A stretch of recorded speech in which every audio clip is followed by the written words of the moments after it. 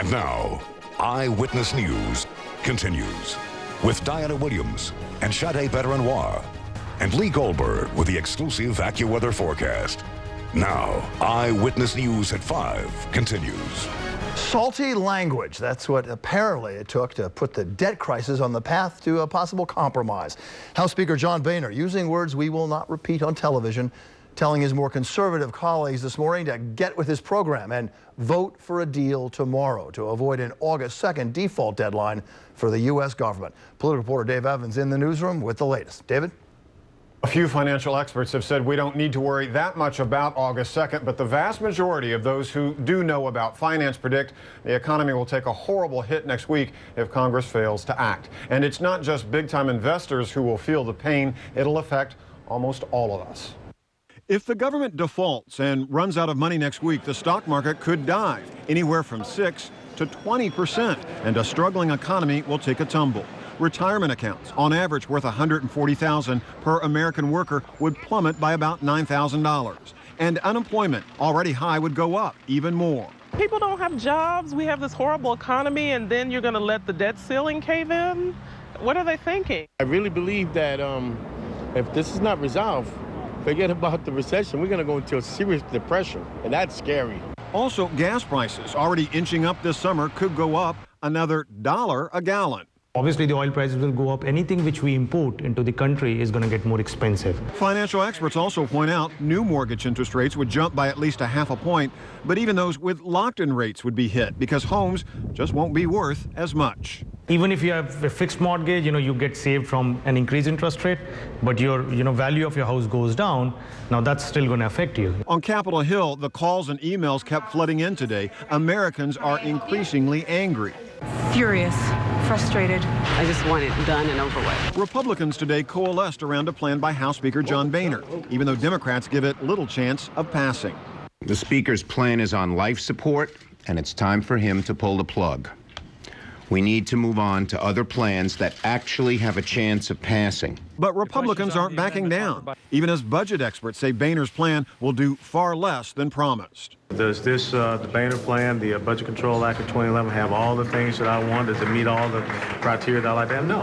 But I think part of governing is to be able to say, this is good enough for us to go forward. Well, also, Governor Christie today sounded more and more like a presidential candidate as he blasted President Obama on the debt standoff. Governor Christie today said when you take on a job like governor or president, you have to exert executive leadership. Christie, though, still says he is not running for president. Bill and Diana? Live from Studio 7E in Rockefeller Center, this is News 4 New York. The nation is watching Washington with hopes lawmakers can agree on a solution to raise the debt ceiling, and the possible effects are confusing everybody, everyday Americans and financial experts alike. Andrew Siff is live in Midtown right now watching the debt clock. Andrew? Yeah, Chuck, behind me, that debt clock shows how much the U.S. government owes foreign countries and other creditors. Try $14.4 trillion. Such a huge number. Think of it this way. The U.S. is a homeowner, the mortgage is due next week, and the bank isn't happy. And here's your washer right here. You've heard about now being a good time to get a mortgage. But could the debt crisis crush your dreams of low interest rates? Could gas prices skyrocket? And if you depend on government checks, will your money arrive? We talked to a mayor, a governor, a small business advisor, a TV money guy, and a hedge fund manager. This debt ceiling thing is a total and complete joke. A joke, insists Peter Cyrus of Gorilla Capital, because politicians created the problem. Foreign countries, they've had it with us, and they're going to stop financing the deficit. The dollar will go down. Gasoline will be $8 a barrel. You'll be in a severe recession, and nobody will be able to help. But CNBC's Jim Cramer disagrees. No one's buying the panic. No one's buying the skyrocketing interest rates economic crisis scenario. But the only thing the president and the House Speaker seemed to agree on last night is there will be a crisis if the nation defaults or fails to pay its bills next week. Today in Newark, Mayor Cory Booker and Governor Chris Christie struck a more unified tone. We don't know what will happen after August 2nd if they don't reach an agreement, because then it's going to be up to them to decide what spending do they prioritize. A nice message, but Rohit Arora, whose company helps small businesses borrow money, said the local economy has already been hurt. Businesses lose trust. Once they lose trust, it takes them time to come back and regain that trust that economy is growing or they can survive.